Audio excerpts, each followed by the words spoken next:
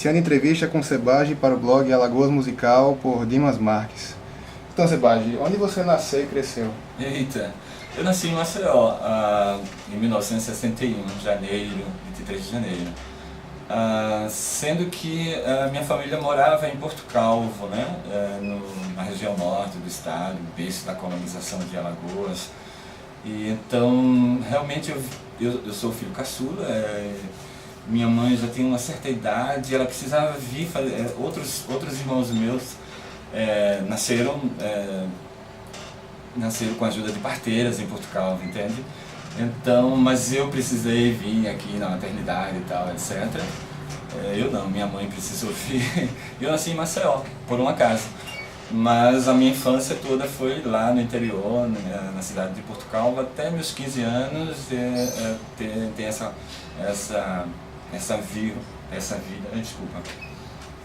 vida interiorana, sendo que em 1967, 68 ou 68, 69, eu não lembro, mas minha irmã estudava na capital, eram esses anos rebeldes, e ela estava sozinha aqui e minha mãe preocupada, viemos todos morar na capital por conta dos estudos da minha irmã e tal. Ela estudava no Colégio Santíssimo Sacramento. Então, foi os 2 primeiros anos do primário, eu também morei em Maceió. Eu tinha uns 6, 7 anos e estudava no Colégio Tavares Bastos, ali na Praça do Centenário. Então, depois retornei ao interior, ficando lá até os meus 15 anos. E só aí foi quando eu vim morar em Maceió. E como se deu o seu primeiro contato com a música? É difícil estabelecer isso, né? O primeiro contato com a música. Assim, eu lembro mais mesmo do meu contato com a literatura, assim, muito criança,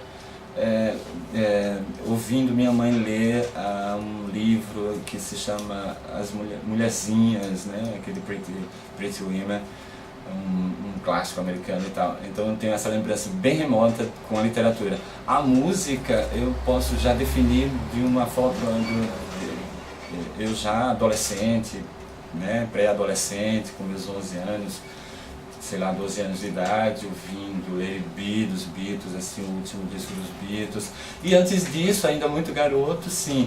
Eu acho que o primeiro contato é Roberto Carlos, Vanderleia, Martinha, o filme do Roberto, em Ritmo de Aventura. Então tem essa lembrança. Eu acho que nesse período que eu morava em Maceió, com minha irmã, essa irmã mais velha, a Fátima, que a gente foi ao Cinema São Luís ver esse filme, né? Inclusive eu assisti a segunda sessão, sabe? A primeira sessão e a segunda sessão a gente ficou vendo o filme. Ela era fã, até hoje é louca por Roberto Carlos, e eu também era louco por Vanderlei, assim, desenhava Vanderlei, assim, eu tinha um certo pendor, assim, pelas artes visuais, quer dizer, pelo desenho, costumava fazer desenhos de Marilyn Monroe, Vanderlei e tal. Então, o primeiro contato mesmo é a Jovem Guarda, Roberto e a turma da Jovem Guarda. Depois, sim, já adolescente, vieram os Beatles, e na sequência, assim, Rita Lee e Tutti Frutti, cara. Isso aí, o rock brasileiro dos anos 70, dos anos 1970. E quando foi que surgiu essa veia para cantar e compor? Desde Rita Lee e Tutti Frutti. Para cantar, sim, eu já imitava Rita Lee ouvindo o Fruto Proibido. Então, assim, Agora Só Falta Você é uma música que, sabe, me remota a essa ideia de cantar, de vontade de cantar, de uma peça no Colégio Sagrada Família, já estudando aqui em Maceió. E a gente fez testes, etc. Eu não cheguei a participar mesmo da montagem, não lembro qual o motivo, mas eu lembro do teste assim, que eu fiz cantando Agora Só Falta Você, da Rita Lee. E eu cantava muito, dançar para não dançar, assim, e costumava meio que imitar o vocal da Rita, entende? Aí depois veio o David Bowie, assim, o Pinapes, assim, os discos do Bowie, Diamond Dogs, e aí eu embarquei na viagem de cantar e de descobrir a minha própria voz, saca? Esse é o seu ponto inicial como cantor, então? Mas cantor de banheiro, né? Assim, cantar em casa, todo mundo achar que eu sou intelectual, porque eu ficava muito em casa lendo, eu gostava muito de ler, sempre gostei muito de ler. Então, assim, eu era um garoto, né, bem reservado nesse sentido. E ficava muito tempo em casa lendo, ouvindo música e cantando junto com o disco, né? Com a letra do disco e sempre cantando as músicas da Rita, do Som Nosso de Cada Dia, do Peso, das bandas da época e dos Mutantes, e nem os Mutantes assim, Rita, Arnaldo e Sérgio, mas os Mutantes do Sérgio Dias, do Tudo Foi Feito Pelo Sol, que marca assim, um momento que eu estou ouvindo muito já o rock, estou envolvido muito com isso. E depois é que eu volto atrás e vou ouvir o rock dos anos 60, sabe, Jefferson Airplane, e vou ouvir Mutantes e outras coisas desse período que eu era muito criança, e eu via a Jovem Guarda e não esse rockão assim, mais psicodélico, digamos assim. E Mark Bolan também é dessa época, assim, junto com David Bowie e T-Rex, então é umas coisas que eu comecei a ouvir por aí, assim, a minha formação musical. E quando e como começou então a sua carreira artística? Aí ela começou quando eu estava na faculdade, quando eu estava fazendo o curso de jornalismo. Daí a gente tinha um grupo de pessoas ligadas à cultura, sensíveis à cultura. Tinha o Paulo Poeta, que já vinha trabalhando com o teatro, com a Associação Teatral das Alagoas, e a gente tinha essa vontade de fazer algo. Então veio o teatro primeiro, antes da música. A gente se juntou no curso de comunicação com algumas outras pessoas do curso de medicina, e estudantes todos nós. E tinha o Otávio Cabral, que era um cara já mais veterano, que tinha atuado com o Teatro Universitário de Alagoas, assim como também um outro cara que era o Marcial Lima. Então essas figuras assim que influenciaram a gente, jovens estudantes. O próprio Otávio Cabral chegou a participar dessa montagem do Teatro Universitário de Alagoas, que foi um retorno do Teatro Universitário de Alagoas, o TUA, que era um grupo que havia sido criado ali nos anos 60, no meio da ditadura, ou antes disso, e ele foi banido pela ditadura. Foi um grupo que parou de exercer essa atividade teatral e era assim, formado por alguns totens da cultura alagoana, do teatro alagoano da época, como o Braulio Leite e o próprio Marcial Lima. Então assim, aí juntando, o Marcial teve um primeiro momento que ele se juntou a nós, que ele deu esse impulso, mas quem levou essa trupe foi o Otávio Cabral. E aí a gente convidou um amigo nosso, também muito querido, muito bom da coisa do teatro, que é o Dário Bernardes.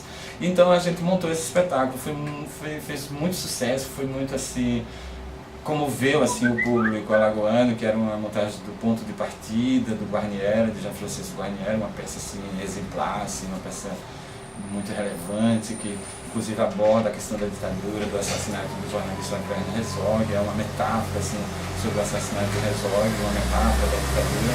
E a gente cantava no espetáculo, né? Todos nós cantávamos, tinha o Suetônio, a gente tinha a música original da peça, era do Guarnieri e Sérgio Ricardo, mas a gente usou apenas a letra e fez outra música que foi composta pelo Suetônio. Acho que sim, pelo Suetônio, não sei se tinha outros compositores também. O Suetônio, ele não se encontra mais em Maceió, mora no Rio atualmente, mas é um compositor assim, das antigas, muito interessante. Então esse foi a coisa assim, acontecendo como artista, foi aí, como estudante, como ativista do movimento estudantil. Depois disso a gente continuou fazendo teatro com o Dário Bernardes, o Sávio Almeida se juntou a nós, a gente começou a fazer esquetes assim, populares, assim, tipo esquetes socialistas, que a gente montava na Praça Deodoro, no centro da cidade, em sindicatos, em vários locais, não apenas ali no Teatro de Arena ou no Teatro Deodoro. E a gente chegou a montar um outro espetáculo musical também, que era inspirado numa peça dos antigos Centros Populares de Cultura da UNE, da União Nacional dos Estudantes, o CPC, o Centro Popular de Cultura, e a peça se chamava O Subdesenvolvido. Era uma peça, se não me engano, de Sérgio Ricardo também e Carlos Lira. E a gente fez uma adaptação muito legal, aí estava lá a Gal Monteiro, a Aline Marta, não sei se a Aline também participava, mas enfim, a Gal Monteiro, o Paulo Poeta, uma trupe que vinha daquela montagem do Ponto de Partida. Daí foi que surgiu a coisa da música, já veio do teatro e a gente tinha na época já os festivais universitários de música. E aí eu conheci Júnior Almeida e Nelsinho Braga e uma galera. Assim, antes do Nelsinho Braga, né, que era da banda da Lagoa, mas antes disso a gente fez uma música em conjunto, eu, Júnior Almeida, Gal Monteiro, e o Emídio Magalhães e quem mais, enfim, e o Davis também, a gente aqui nessa casa mesmo, onde eu estou morando hoje, eu era casado com a Gal Monteiro, e a gente compôs a letra e música de Cabeças de Pitomba, que era assim, a gente chamava de uma canção mayakovskiana. Talvez a inspiração dela fosse aquela vanguarda de Língua de Trapo, que mais tem umas bandas assim dos anos 80, né? Que eles são bastante verborrágicos, poéticos, alternativos, e a gente fazia assim um ensaio musical, né? Um ensaio poético com a Cabeça de Pitomba, que originou o grupo Caçoa Mais no Manga. Então a gente foi lá para o festival e apresentou essa música que teve um impacto. A gente tinha um figurino assim, bem tipo figurino science fiction, alguma coisa assim, parecia o personagem do The Jetsons, assim. Então assim, foi uma marca da gente e criou assim, esse impacto, fez sucesso. Eu acredito que nem levou o primeiro lugar, né? Não foi premiado, mas teve esse impacto. E essa vontade de a gente continuar como grupo, e aí foi que o Júnior, amigo do Nelson Braga, e a Beira-Banda da Lagoa tinha sido desmontada, e aí vieram os músicos da Beira-Banda, que veio o Zé Barros, o guitarrista, e o Baigon se juntou a nós, o Luiz Carlos, tecladista, uma galera assim, formou-se a banda Caçoa Mais no Manga. Eu não posso não agora, estou ocupado, só veja aqui no vizinho, por favor. Bem, aí você dá um corte se for necessário, mas enfim, a gente formou a banda e montamos um show no teatro de Arena, que era o show Babi Bicho, Coisas da Cidade. E era um show que fazia uma crônica da cidade, assim, ele tinha essa proposta de fazer uma crônica da cidade com composições minhas, do Nelsinho Braga, do Júnior Almeida. E esse foi um momento muito recompensador, assim, muito revigorante, assim, muito estimulante, né? Porque a gente estava começando e a gente ficou muito feliz de fazer esse trabalho, que teve uma repercussão assim, muito legal na cidade, assim, era casa cheia no Teatro de Arena, a imprensa comentava, a gente tinha assim, esse visual new wave, sabe, de figurino assim, a Mirna Porto Maia, a Eliane de Velmont, tinha uma boutique, roupas da grife Mr. Wonderful, uma marca carioca que a gente usou muito. Então tinha todo esse visual que inclusive um jornalista do Jornal de Alagoas, Ozzy Vanderlei, aí nos chamou de Blitz Carter. Havia Blitz, né? E então tinha que se buscar referências. Talvez a Blitz nem fosse uma referência para nós, mas a gente tinha essa sintonia, né, com o que estava rolando na época. Então a música era bem alagoana, mas tinha assim a coisa do rock, do pop. Então tinha assim essas referências e daí do Teatro de Arena a gente começou a rodar a cidade, assim, apresentando em espaços públicos, na Praça Multieventos, que eu não sei se na época tinha essa praça, mas era naquela localização na Pajuçara. A gente fez um super show e outros de vários shows assim que aconteceram. A gente tinha uma produtora, a Claudinha Góes, tinha assim uma equipe de produção, tinha, sabe, uma estrutura bacana, já pensando em gravar, pensando em ir para o Rio de Janeiro, sabe, contatos com outras pessoas. Gilberto Gil veio a Maceió fazer um show, a gente foi em trupe, conversar com ele, entrevistá-lo, etc. Então a gente tinha uma vontade, né, de crescer e tal. Mas era uma banda muito grande também, sabe, tinha vários interesses, várias tendências, várias vontades, assim. eu acho que isso acabou gerando um conflito, né, que não teve nenhuma briga nem nada, mas gerou um conflito e teve um momento que a banda se desfez, né? Então assim, assim, os cantores éramos eu, Gal, Emílio, Júnior, Rosália. E então, só para você ver, dos cantores eram 5 cantores, mas a banda eram mais 5 instrumentistas, então era uma banda assim, de 10, 11 pessoas no palco. Então, para a gente nos administrar... mais o Titãs e Lagoas, né? Então não era nem a Blitz, né? Enfim, mas tinha toda essa jogada. E aí a gente se desfez, ok? Durou um ano, foi uma banda meteoro, foi muito sucesso, as pessoas lembram dela até hoje. E a gente pretende voltar, assim, fazer um revival agora, a gente tem conversado, eu, o Nelson, o Júnior, a Gal, a Aline, e a gente deve retomar esse trabalho, assim, com muito carinho, porque tem umas músicas muito legais que ficaram ali, meio que esquecidas no tempo. E eu cantei uma dessas músicas com o Júnior Almeida em dezembro de 2016, que ele comemorava 30 anos de carreira, e me chamou para fazer uma performance com ele. Foi muito legal, isso marcou também um retorno meu de voltar a cantar.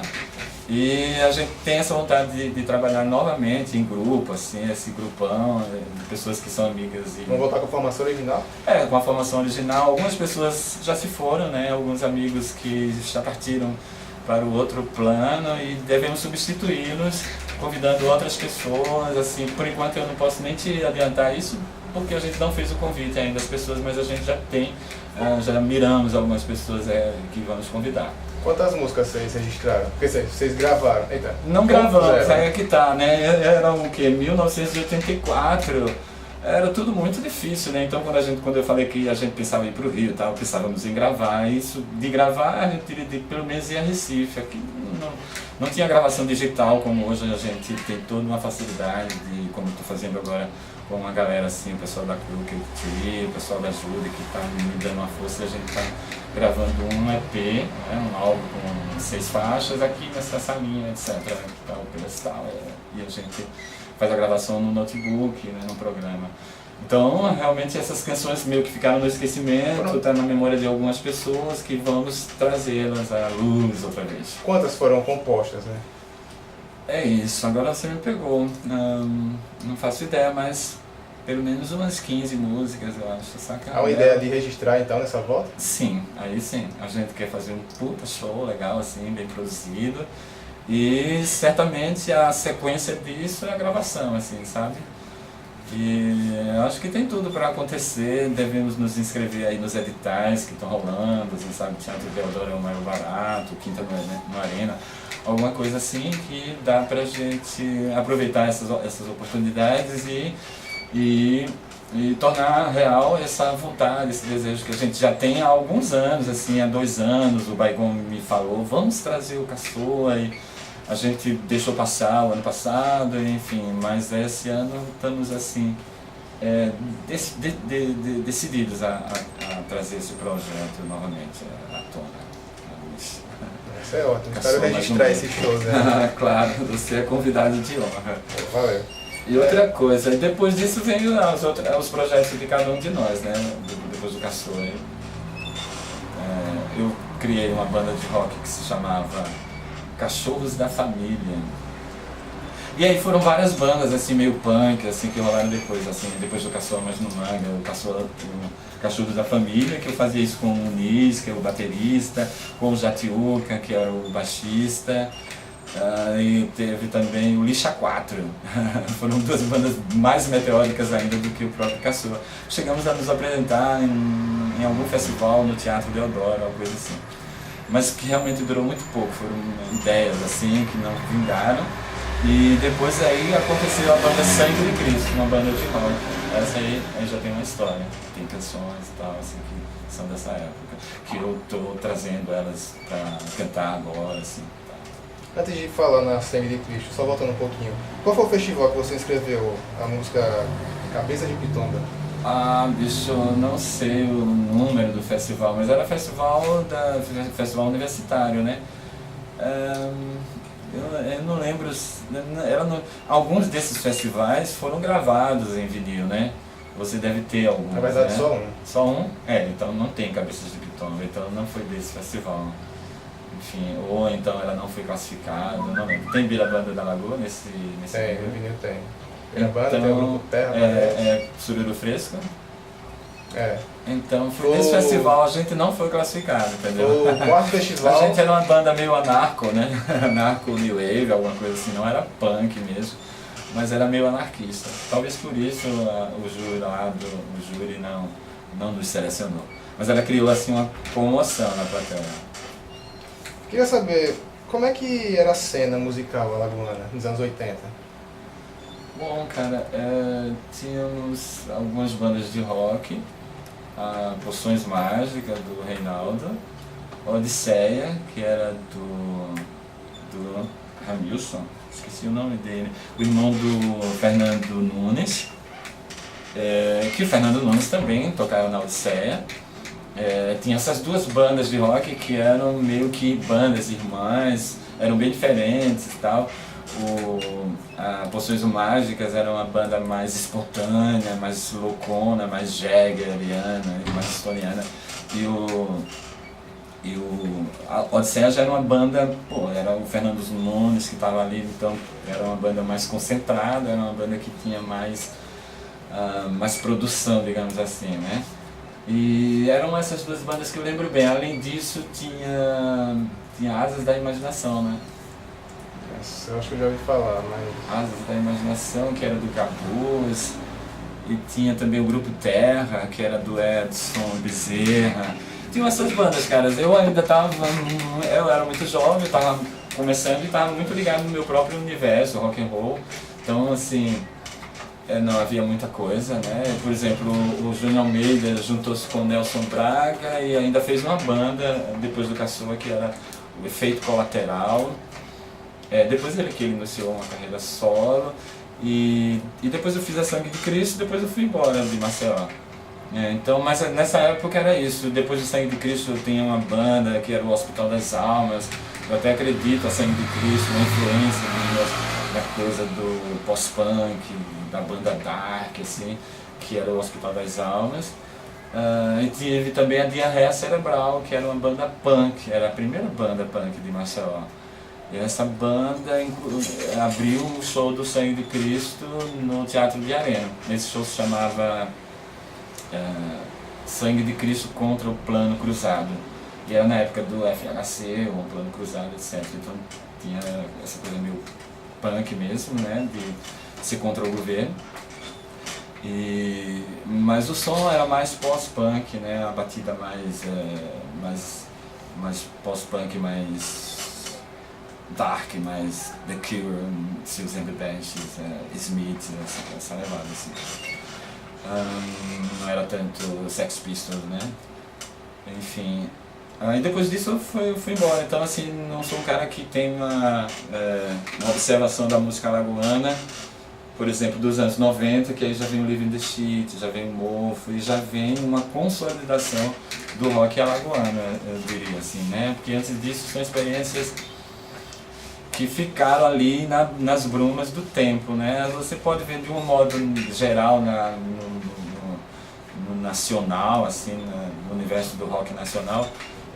O rock brasileiro dos anos 70 também ele meio que se perde se você não for ver bem, assim, se for verificar se você for pesquisar em jornais, você vai ver muitos jornalistas falando do rock brasileiro a partir da Blitz do Ira e do Kid de Abelha, etc., como se não houvesse antes a Rita Lee, o Tutti Frutti, o Raul Seixas e o próprio Mutantes, que alguns críticos iam dizer, não, mas aí não havia uma indústria do rock, não havia uma indústria no Brasil, e também aí falam até assim, mas o Raul Seixas não é rock, é MPB, não tem nada a ver, né?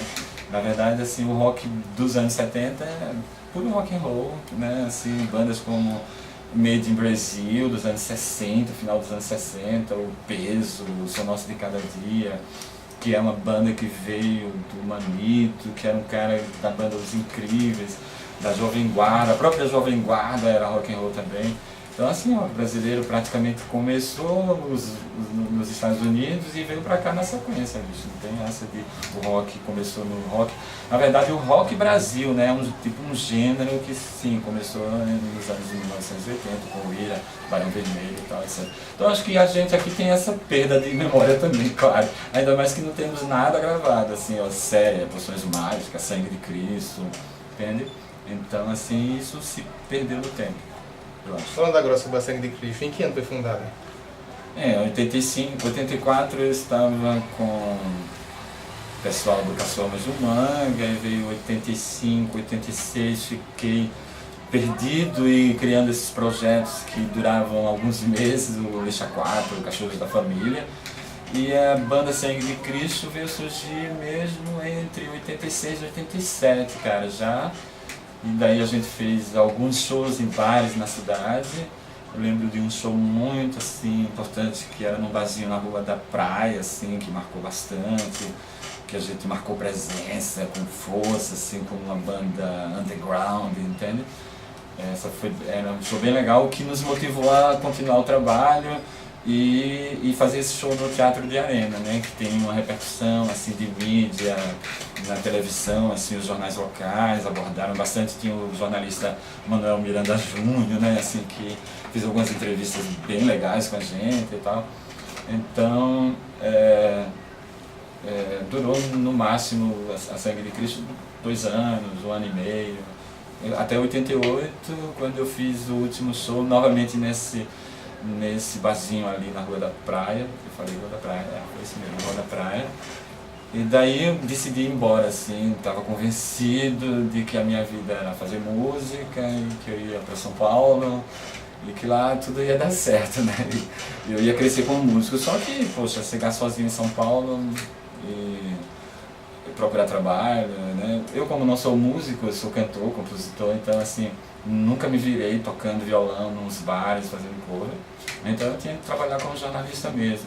Isso significava em São Paulo, inclusive, trabalhar no mínimo 8 horas por dia. E isso já dificultava qualquer lance de você também fazer música. E, sim, claro, dava para fazer música e eu comecei a fazer já 10 anos depois que eu estava lá em São Paulo, que aí eu consegui formar, criar, assim, conhecer pessoas, ter um grupo de amigos e a gente se juntar e fazer música. Isso já tinha 10 anos que eu morava em São Paulo quando comecei a fazer música de novo. Pegando um pouco ainda a parte de Alagoas, qual era a média, como era o público na época das duas bandas, o Caçoa e o Sangue de Cristo, nos shows que vocês faziam? Ah, essa diferença? Poxa, tenho de ter uma certa memória para isso. Mas era um público bom, assim, de modo geral? Era do Caçoa, mas no Manga era um público incrível, né? Era um casa cheia sempre nos espaços públicos que a gente fez, né? Pontal da Barra, né? Pontal da Barra era um local muito frequentado, assim, pela esquerda, pelos intelectuais, pelo movimento estudantil, pelos intelectuais, enfim, era um lugar, tinha o bairro do Alípio, que era um point, assim, uma referência cultural, onde os poetas se reuniam, fazíamos declamações. Então ali na pracinha, no Pontal, a gente fez um puta show legal, entende? Depois a gente fez na Pajuçara, assim, poxa, muita gente mesmo, assim, vendo a gente. E o Teatro de Arena foi uma pequena temporada, eu não lembro quantos shows fizemos, assim, mas eram sempre casas lotadas, assim, nós éramos estrelas, assim, as pessoas todas nos conheciam, entende? A gente dava entrevista na TV e rolava muita matéria nos jornais, inclusive havia uma cobertura jornalística legal também, de críticos, de pessoas que, Joaquim Alves, Manuel Miranda. Então tinha uma galera assim, muito antenada e sintonizada com a música. Não havia gravação, mas havia um show e tinha assim, um público muito interessado em música alagoana, na nossa música, no que a gente criava, né? No que você viveu a década de 80 em Alagoas, o público era sempre bom, tipo em qualquer show? Eu nunca fiz nenhum show com casa vazia nessa época. Mesmo show de outras bandas também? O Sangue de Cristo também era uma repercussão muito legal. Eu lembro assim, quando a gente estreou com a Diarreia Cerebral fazendo a abertura e a casa lotada, além dos nossos familiares, assim, a mãe do Muniz estava lá na primeira fila, Teve uma rixa entre eu e o vocalista, o pessoal da banda punk, não sei por qual motivo, se chegou atrasado ou não, não sei, assim, mas eles reclamaram da gente, eles abriram o show e fizeram uma reclamação da gente, e eu que tinha convidado os caras e tal, eu fiquei chateado com aquilo, e aí também reclamei deles, e alguém na plateia, que é uma amiga minha, a Aline Marta, vaiou, né? E aí, como eu era punk na época, eu joguei uma cusparada nela. E o cuspe nem pegou nela, pegou mesmo na mãe do Moniz, que era o nosso baterista. Que aí ela reclamou pra ele, olha, o seu amigo lá me cuspiu. Então tinham essas coisas todas, essas loucuras todas que aconteciam, éramos muito jovens, éramos rebeldes, né? E o público também, o público comparecia em peso.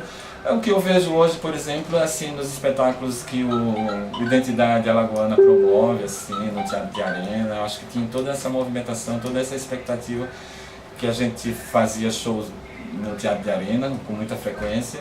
Então, assim, Poções Mágicas, o Odisseia, a Sangue de Cristo, eram bandas que tinham um público legal, saca?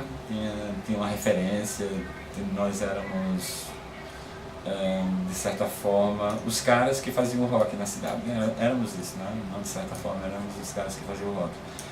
E então tinha um público muito bacana para isso. Recentemente eu entrevistei o Vanderlei, que vai sair agora dia 1º no blog do Clube do Vinil.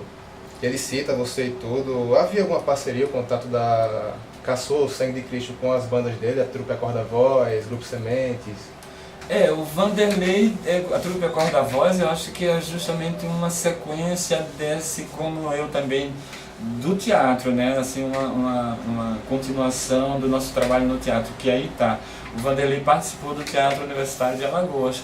Então, assim, justamente nesse segundo momento, que o primeiro foi quando a gente abriu, assim, quando a gente retomou as atividades do teatro universitário, né, trouxe o teatro de volta para a escola, para a universidade, que era um teatro universitário de estudantes, e a gente finalmente tirou ele do limbo em que ele estava e fez esse espetáculo, que era uma super produção com a peça do Guarnieri. Depois disso foi que a gente virou mais um grupo, assim, digamos, socialista, né? Um grupo que fazia um teatro, um realismo socialista, que aí tinha a participação do Sávio Almeida e a gente fazia espetáculos na rua e tal. E fizemos o Subdesenvolvido, que era o musical do CPC da Uni, e o Vanderlei estava nesses momentos. Então o Vanderlei veio nesse segundo momento do teatro universitário, e era músico, e a gente cantava, e aí brotou a música mesmo, assim, nós todos, né? Então eu parti para o rock e o Vanderlei partiu para o lance mais MPB, né? Eu diria música caeté, né? Também para não dizer MPB. Então foi esse o momento do nosso encontro, e depois cada um partiu para aquilo que ele queria fazer mais, né? Para as suas próprias expectativas e desejos. Então, agora falando de São Paulo, em que ano exatamente você se mudou para São Paulo? Em 88. Em 88, mas só em 99 é que eu fui fazer música lá, né? Nesse período eu fiquei batalhando em jornalismo e, sei lá, não conhecia as pessoas também, assim, até que na redação da Folha da Tarde, aí eu conheci um cara que eu até hoje é meu parceiro, assim, eu tenho várias canções compostas com ele, que é o Leandro Leandro Leakowski. Algumas das músicas que eu cantei nesse show que eu fiz no Teatro de Arena, Love to Death, tem músicas do Leandro.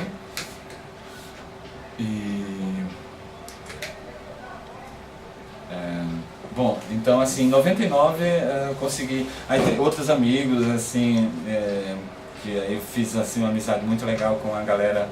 Também já trabalhando em jornal. Comecei a trabalhar mais com música, né? Porque em jornal, assim, chegando em São Paulo, fiz de tudo, cara. Não trabalhei somente em cadernos culturais, então eu trabalhei no Notícias Populares, eu cobri aquela chacina do Carandiru, eu fiz vários eventos, assim, que ia muito além da cultura, né? Assim, trabalhei até no caderno de economia, que hoje eu acho meio, assim, improvável, né? Mas, assim, depois eu comecei a trabalhar mais assim com música no jornal, assim, trabalhar em músicas, em revistas especializadas de música eletrônica. Começava também a pintar em São Paulo, assim, no final dos anos 90, a música eletrônica com muita força, os clubes tocando música eletrônica, os DJs. Então eu trabalhava numa revista de DJ Sound. E aí eu comecei a viajar assim para o interior de São Paulo, evento do Sesc, cobrir e tal, lá em São Carlos, um evento de música eletrônica. E aí eu conheci o Concreteness, uma galera muito legal, meus amigos queridos até hoje, César Maluf, Marcelo Maluf. Marcelo hoje trabalha de escritor, tem um livro muito legal, O Silêncio das Ovelhas, se não me engano é esse o título, premiado. O César Maluf, que é tecladista e trabalhou muito tempo como produtor, assim, produtor de palco, com Edgar Escandurra, uma galera assim. E essa banda Concreteness, eles faziam um rock eletrônico, então... E aí eu curtia pra caramba o som deles, e aí me tornei amigos deles. E a gente criou uma banda que se chamava The Ziggy Sounds. E aí a gente cantava as músicas de Ziggy Stardust, do David Bowie, né? A gente cantava as músicas do Bowie, do T-Rex, de Seals and the Benches, do Echo and the Bunnymen, fazia aquele repertório post-punk, músicas do Bowie e do T-Rex. E essa banda a gente fez assim, inclusive cheguei a gravar Space Oddity e Ziggy Stardust, mas eu não tenho mais a porra desse CD, perdeu-se no tempo. E a gente fazia muitos shows com os Ziggy Sounds, né, por um período assim, entre 1999 e 2000. E aí em 2000, já um outro parceiro foi quando eu criei, que era o Mavi, e eu criei a banda Jesuítas, nós criamos a banda Jesuítas, que aí a gente fazia essa coisa que eu gosto muito de mexer com isso, de religião, de esoterismo, misturando isso com as canções. Então os Jesuítas tinham uma coisa assim que eu pegava até músicas de igreja assim, e entoava assim como uma abertura. A gente fez algumas coisas assim com velas. Aqui em Maceió também eu cheguei até a fazer uma coisa assim, uma viagem que eu vim pra cá e fiz um show no Bar Brasil com o Silvio Marlon, guitarrista e tal. Mas enfim, lá em São Paulo eu comecei com os Ziggy Sounds e em 2000 criamos a banda Jesuítas. E aí com as Jesuítas conseguimos já gravar as coisas assim.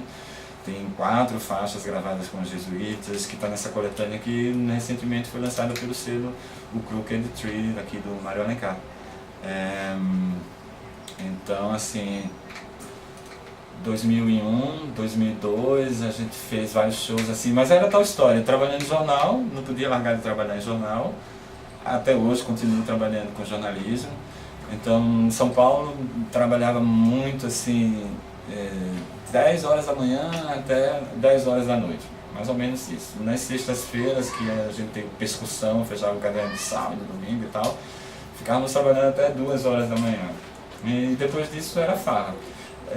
Então assim, para te dizer, durante um ano todo a gente fazia 6 shows, né? E gravamos 4 faixas. Então não tinha uma carreira regular, não dava para ter uma carreira regular, não consegui essa façanha.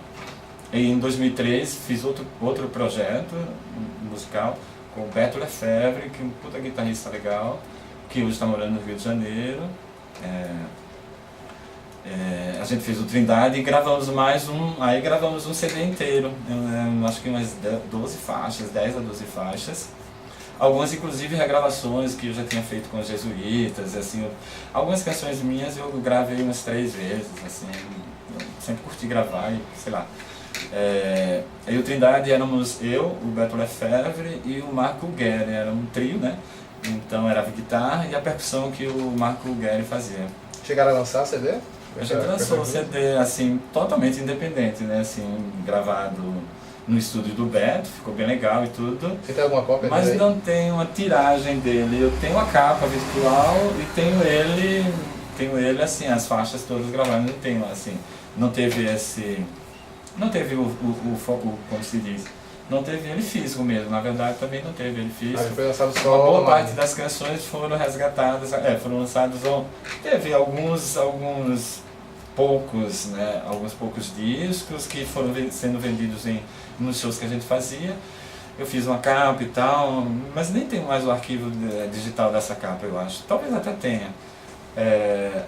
Porém, as faixas todas eu tenho e algumas foram resgatadas por essa coletânea, o Beatnik, que é aquilo que lançou no início do ano, que foi uma coisa assim super legal, que eu acho que dessas gravações todas que eu vinha fazendo desde 2001, até quando eu retornei a Maceió em 2005 e em 2006, assim, com uma galera já daqui, eu gravei mais outras 6 faixas ou 4 faixas. Então essas faixas todas que eu fui gravando, nunca teve mesmo um álbum assim para fazer um lançamento físico legal, assim, com 300 cópias e tal, não rolou não.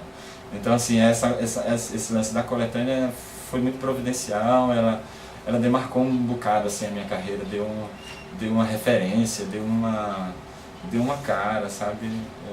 Pra mim foi muito importante e provavelmente eu faço, assim, eu tô vendo se dá pra até, sei lá, eu pretendo fazer um show da Crooked Trees, assim, a gente ainda não definiu uma data, mas tem um show com o elenco da Crooked Trees, assim, umas 6 bandas que a gente deve fazer esse show.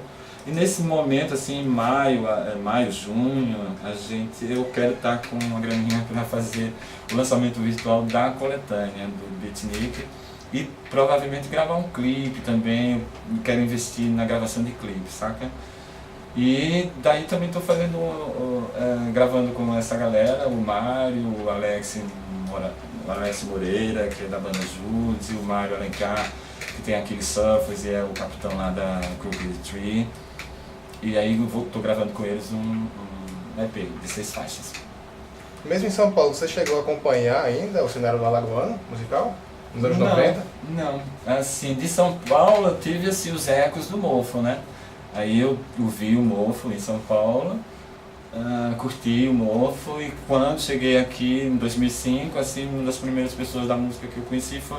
Aliás, não foi das primeiras pessoas, mas a primeira pessoa foi Ricardo Lopes, Van Silva, Betinho, que com eles eu gravei essas faixas, o Dinho Zampier. A gente gravou, acho que 6 faixas, cara. Estão super legais essas faixas, até o Bocão já botou no programa dele o Balaio da Garça, eu fiquei muito orgulhoso disso, tá rolando, entende? Que antes ficaram meio que escondidos, ficaram pra mim, assim, eu fiz lançamento e tal, mas não acompanhava. Lá em São Paulo eu tava muito no meu próprio universo, é aquela história quando você me perguntou sobre a música alagoana, quando eu comecei, sobre o que rolava, era a minha banda, Odisseia, Poções, mas assim eu não tinha essa visão do universo todo. E lá em São Paulo, nos anos 90, no início dos anos 2000, realmente o que eu tinha de informação era o Mofo, né? Eu vi o primeiro álbum deles, e quando cheguei aqui, eu vi o Alma de Borracha, o João Paulo, e a gente ficou amigo, produzi uns shows bem legais assim, do Alma e do Mofo, num projeto que eu criei lá com o pessoal do Cine Arte Pajuçara, com o Marcos Sampaio, que se chamava Cine Sounds. A gente exibiu o filme, convidava uma banda para tocar depois, e geralmente era um filme ligado ao rock. E teve aí uma vez que a gente fez um show da Mofo no lançamento do filme Woodstock, que era a partir das tiras do Angeli. Enfim, não, realmente da música alagoana eu só conheci o Mofo, eu acho, e o Júnior, que me visitava em São Paulo, assim, eventualmente. Aí eu tinha uma repercussão do trabalho dele. Algumas viagens que eu fiz pra cá, assim, eu conheci o Everaldo Borges, assim, o trabalho dele, uma festinha na casa do Júnior, encontrei com o Everaldo. E o Macklin também, outro cara que eu conheci, Internet Coco, que eu vi em São Paulo, adorava. Acho que até o Macklin me pediu para eu escrevi uma longa resenha para ele, não sei se ele aproveitou isso, não lembro. Mas eu tinha já um contato com o Macklin, o Júnior já era sempre foi meu amigo, e o pessoal da Mofo, é isso. Depois que você gravou as suas faixas aqui em Alagoas, né, já da sua volta, você falou que ficou um tempo já sem cantar, que você voltou em 2016. Uhum. Em que ano assim você parou de cantar e por quê? Olha aí, tá vendo? Do mesmo jeito que eu tinha saído do teatro e começado Caçula mais do Manga e trabalho musical, e depois fui para São Paulo e pela contingência da nova cidade, uma metrópole, conhecer poucos músicos, não conhecia ainda a galera. Eu só levei 10 anos, né, para me situar nesse universo.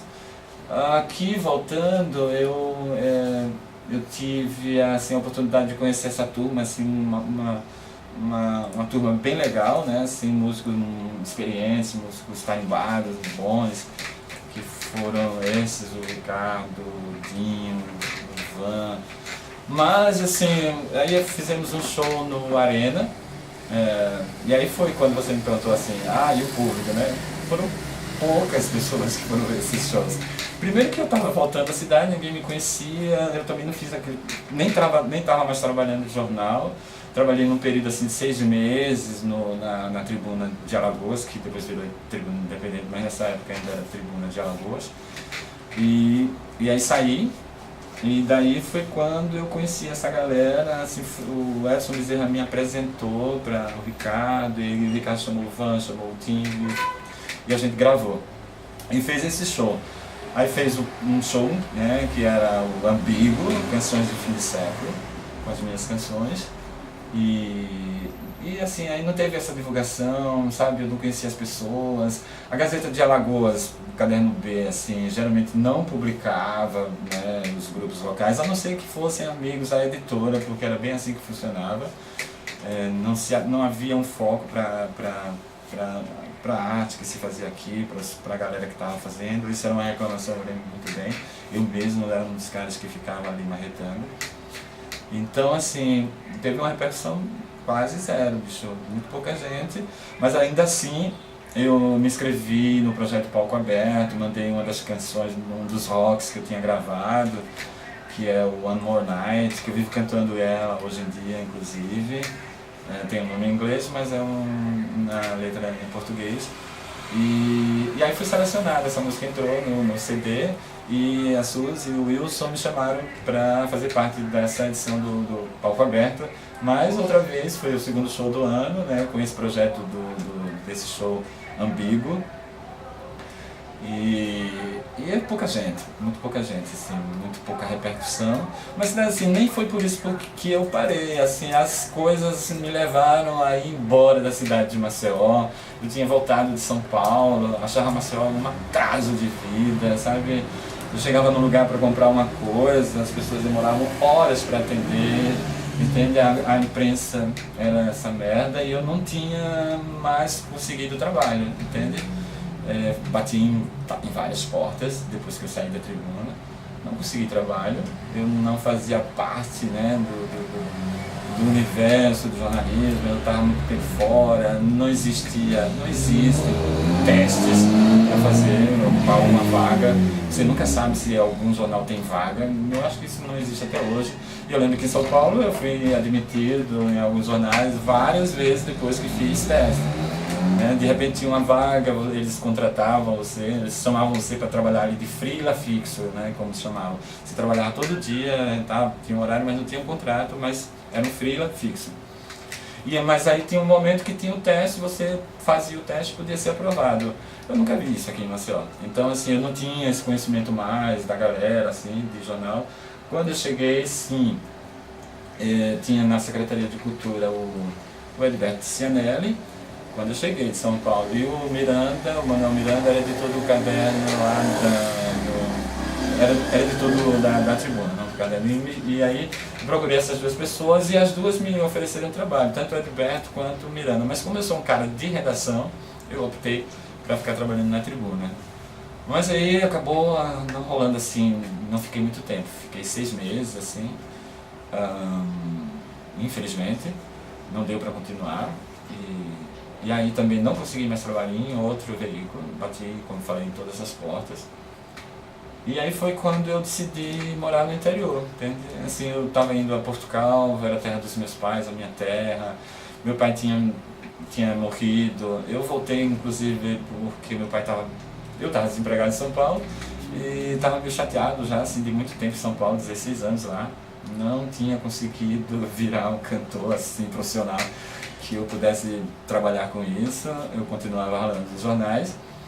E eu comecei a perceber que eu comentava isso com meus amigos, que São Paulo tinha me dado tudo e não tinha me dado nada, e que eu vou voltar para Maceió, quem sabe eu volto para São Paulo, porque também São Paulo adora as coisas do Nordeste, né, o Mangue Beat, etc. Então eu tirei essa onda assim, fiquei pensando que poderia até voltar mesmo a São Paulo. Hoje eu penso que não precisa voltar para São Paulo, a gente pode fazer música aqui, em qualquer lugar, e ser feliz, né? E fazer a música. Isso realmente hoje não abro mão mais de fazer música. Mas aí eu fui a Portugal, em 2007 fui para lá, e daí eu tinha uma graninha que era do campo, sabe? Do pasto, da terrinha que meu pai me deixara, e eu arrendava isso para os criadores de gado, e fui me virando. E depois abriu-se finalmente uma vaga de trabalho ali na sucursal do jornal em Maragogi.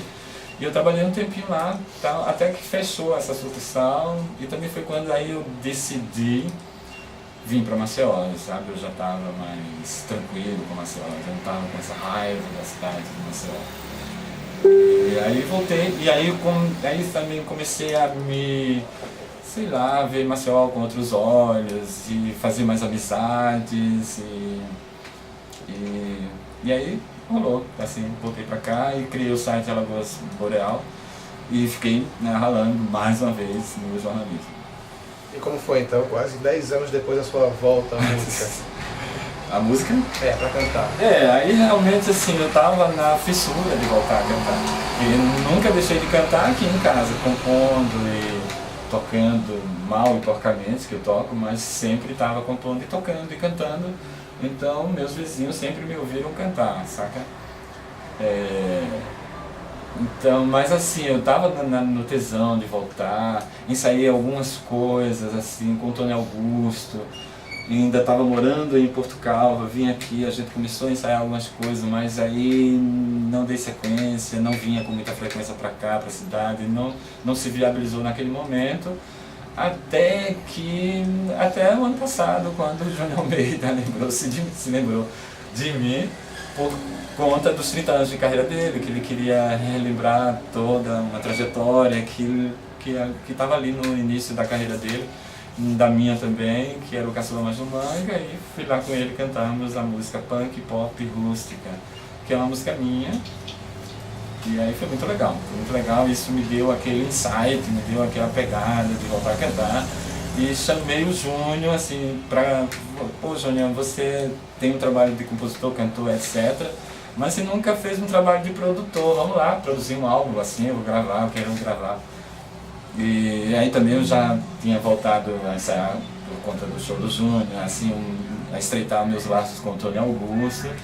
E foi que o Júnior me sugeriu, bem, é o seguinte, faça o seguinte, vai lá ensaiar com o Tony e depois a gente vê.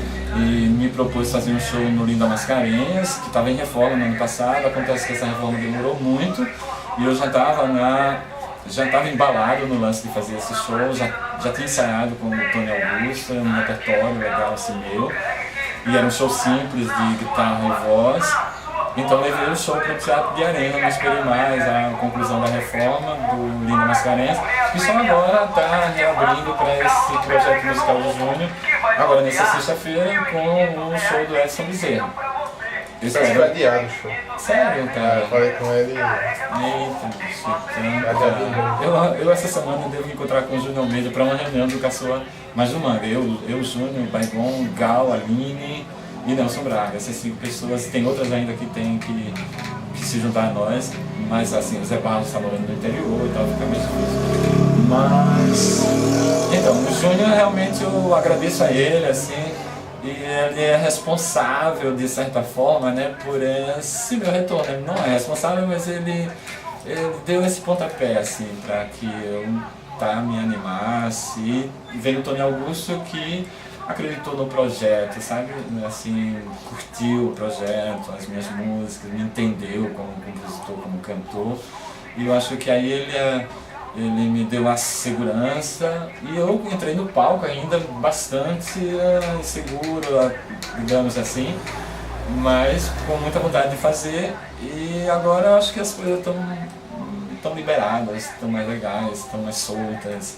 depois que aí teve esse encontro com o Ed Ribeiro também, que é outra coisa assim que fortalece assim esse meu retorno, porque para esse show eu tinha conhecido, teve um momento quando eu estava, antes de eu ir para o interior, teve uma série eu tinha idealizado uma revista, tinha criado uma revista, a Urupema, uma revista cultural. Quando eu saí da tribuna eu esqueci dessa coisa do meu trabalho de jornalista, que foi a criação da revista Urupema, né? E tinha o Paulo Poeta como secretário de cultura nesse momento, vice-secretário. E ele me ajudou, assim, me levou até a Braskem, que entrou com patrocínio, e a gente conseguiu fazer 4 edições da revista Urupema. E foi aí sim que realmente eu não consegui o trabalho, depois que a revista fechou, a gente também não, ficou tudo meio complicado, e foi quando eu fui para o interior. Mas teve esse projeto. E com esse projeto da revista, né, que ele foi muito bem sucedido, né? Não, é a tal história, imprensa, alternativa, cultura, tem que ter uma estrutura maior, mais forte, quem sabe um dia eu retorno com esse projeto. Você tem cópia delas aí, das 4? Tem. Eu não tenho de todas, mas tenho ali algumas. É umas fotos depois. Então assim, nesse momento então foi uma coisa legal, porque repercutiu muito, né, entre a cultura, os produtores de cultura local. E aí o Alexandre Holanda, né, de Divisão de Teatro do Estado, do Teatro Deodoro, me chamou para produzir um evento de 97 anos do Teatro Deodoro. E aí assim, eu falo com orgulho porque foi um evento muito, muito legal. E aí ficou por minha conta, assim, eu junto com o Alexandre a gente produziu. E daí eu reuni uma galera, assim, foda, assim, tipo, Leurinize Barros, saca? Que a Leo faz, né, um trabalho muito lindo desde sempre, tá ali sempre cantando. E o Zé tava meio que distanciado, assim, e eu tinha uma lembrança da Leorini cantando com o Zé Barros, Meu Nome é Gal, Vapor Barato, assim, uns clássicos da Gal Costa, que a Leo fazia isso desde o início da carreira dela. E aí eu convidei o Zé Barros, aí o Maclen, o Júnior, uma galera, né? E aí, assim, pedi para a Leo cantar Meu Nome é Gal, ela achou um pouco ousado, assim, porque disse que era uma coisa da juventude dela, mas topou. E ela fez aquele solo de guitarra que o Zé fazia e que acho que era o Lani Gordon que fazia na música da Gal. E que a Gal fica repetindo os fraseados da guitarra, e a Leo faz igual, fazia muito bem também com o Zé Barros. E assim, o público aplaudiu de pé, foi um showzaço, assim. Teve a participação do Carlos Moura também, que encerrou o show e tal, etc. Foi muito legal. E aí rolou de eu ficar produzindo eventos culturais, assim. Teve um restaurante que a gente fazia o lançamento da revista, do Pema, que era o Mandala. Eles criaram uma noitada, assim, às sextas-feiras, assim como faz o Zeppelin, o Bar Zeppelin hoje, que eles convidavam músicos e eu, juntamente com o dono do bar e a chefe de cozinha, que era a Nathalie, e o dono era o João Duque, e a gente convidava, assim, os expoentes da música local, assim, desde Maclen, Júnior, sabe, quem mais? Barba de Gato, Alan Bastos.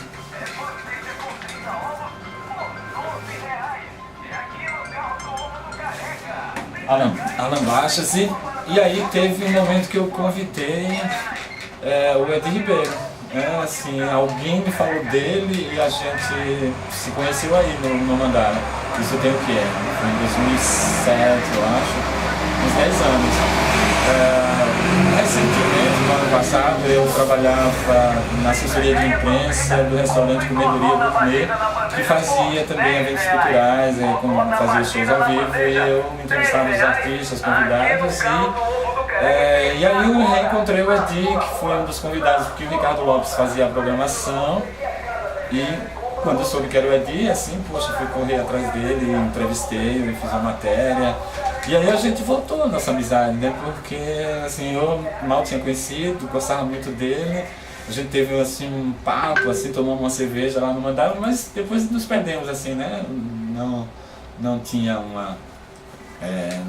enfim, cada um foi pro seu lado. E, inclusive, foi pouco depois eu fui realmente pro interior. Mas fiz uma série de shows, assim, né, desse evento do Mandala Cultural. Foi quando eu conheci o Edi, e o Edi foi importante também, que aí deu reencontrá-lo no ano passado nesse projeto da Comedoria Gourmet.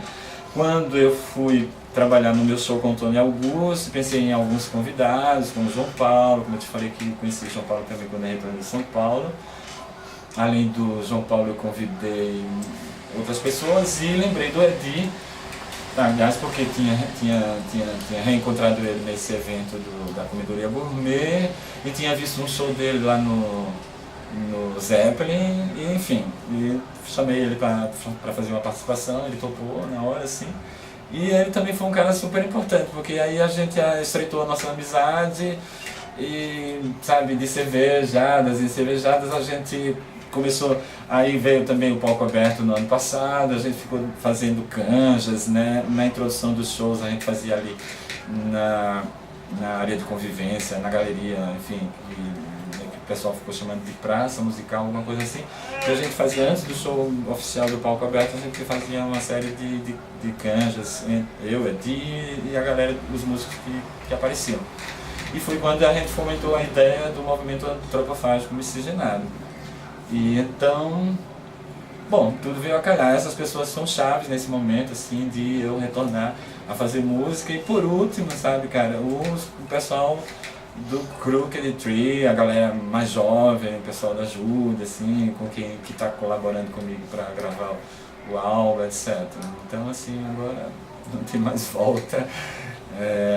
Eu acho que é isso. Então, para encerrar, fale então um pouco sobre o que é o movimento antropofágico miscigenado.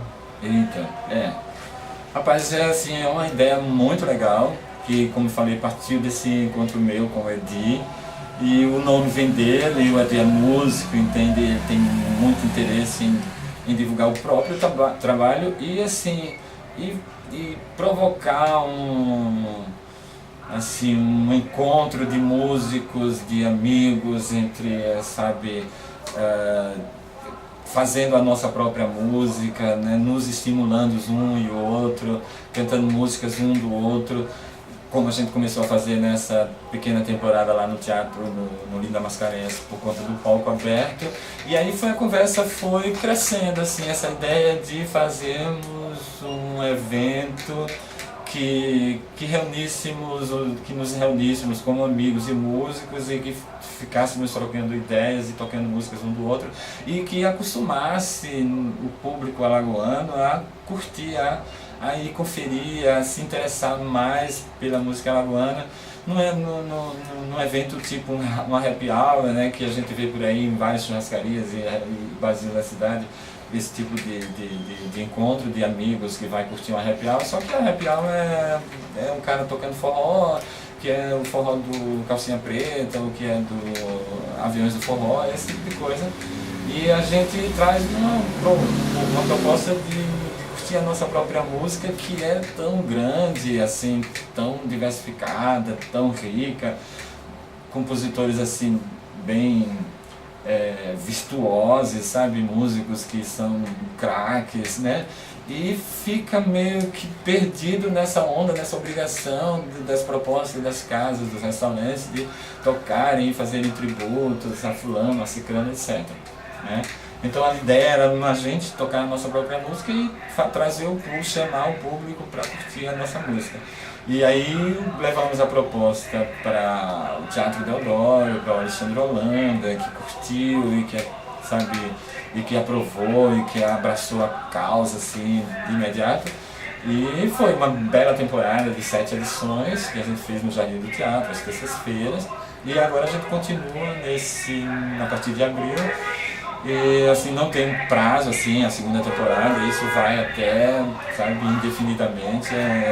A gente está montando uma estrutura e tornando ela mais profissional, no sentido de buscar patrocínio para que a gente possa dar um conforto trazer um som, tá? Entende? Mas a gente tem um som semi-acústico com 2 entradas, baixo e violão, ou baixo, ou voz e violão, voz e guitarra, mas isso pode ser acrescentado, assim, à medida que a gente de repente tem uma banda e os caras não preferia fazer um acústico, mas sim tocar o show, né, e tal, que a banda faz. Então aí a gente está administrando toda essa coisa para tornar o movimento maior. E assim, é mais do que um projeto, é um movimento, porque as pessoas vão lá se encontrar, vão encontrar músicos, amigos e vão dar canja e vai estar sempre girando em torno da nossa própria produção, da nossa própria canção, das nossas composições. Essa é a ideia do projeto e longa vida a ele, né? E quais são os planos agora para o futuro, fora a nova temporada do Antropofágico? Cara, meu plano assim é trabalhar mais com música, né? mais assim, nada assim seja mais importante do que música para mim agora. Então eu tô assim gravando esse álbum, um EP com o pessoal, com o Alex Moreira, com o Mário Alencar, com o PC Lamar e com o Reuel também. Então tem esse projeto, tem um projeto aí de tributo, né, ao David Bowie, que morreu no ano passado, que é o cara assim, que tem mais referência para mim, mais do que Rita Lee, ou talvez seja tanto quanto a Rita Lee. Então tem um tributo assim com o pessoal da banda Giramundo, que a gente está vendo de que forma a gente vai fazer. Mas assim, o trabalho de composição, de gravação das minhas músicas está acontecendo agora com esse álbum que a gente está gravando assim, low profile, com assim, no nosso próprio estúdio caseiro. E há um outro projeto que é da continuação do show que eu fiz no Arena com o Tony Augusto, que é o Love to Death, ou Minha Vida Beatnik. Esse projeto, esse show, ele ainda vai ser apresentado no Zeppelin, 6 de maio, que é um sábado, que vai ser um show, jantar, etc. Então ele vai vir com uma outra cara, porque vai ser eu, o Tony e o Eddie Ribeiro também. Ele vai ter outro nome, basicamente o repertório vai ser o mesmo, mas vai ter uma outra performance, eu vou continuar declamando poesia também, mas vou fazer uma coisa que eu falei para você, que eu tinha um lance de esoterismo, de religião, o nome da minha banda era Jesuítas, lá em São Paulo. Aqui em Maceió era Sangue de Cristo, e esse show vai se chamar Missionário. Então vai ter inclusive cartas de tarô. Eu pretendo assim, surpreender o público com algumas previsões de assim, não do que vai acontecer, esse tipo de coisa assim, não é um tarô cigano, nada disso, mas trazer assim alguns instantâneos assim que a carta do tarô pode proporcionar da sua mente, do seu coração, da sua alma, saca? Mas assim, uma coisa simples, assim, me diz o que você quer e eu te dou uma carta, assim. Então vai ter um lance místico nesse show, missionário, e depois eu e o Tony devemos continuar assim para a gravação de um álbum aí, de 12 faixas, com as músicas desses projetos, do Love to Death, do Missionário. E aí a gente vai reunir numa banda, assim, vamos convidar alguns músicos que já tocam com o Tony Augusto, o Anderson provavelmente, o Alisson, que são amigos, que são pessoas que eu venho assim, venho entrando em contato nessas andanças musicais pela cidade. Então a gente deve formar uma banda e gravar esse outro álbum, né? Vai ter um EP com o pessoal da Crooked e o álbum com o Tony, produção do Tony Augusto. Perfeito. Eu gostaria de agradecer. Obrigado, Alagoas Musical. Um pouco assim, ó, teve uma hora que o meu aparelho mordeu aqui a minha... Eu devo ter feito umas caretas aí. Nada, tudo certinho. Tá bom. Agora você está convidado para o almoço.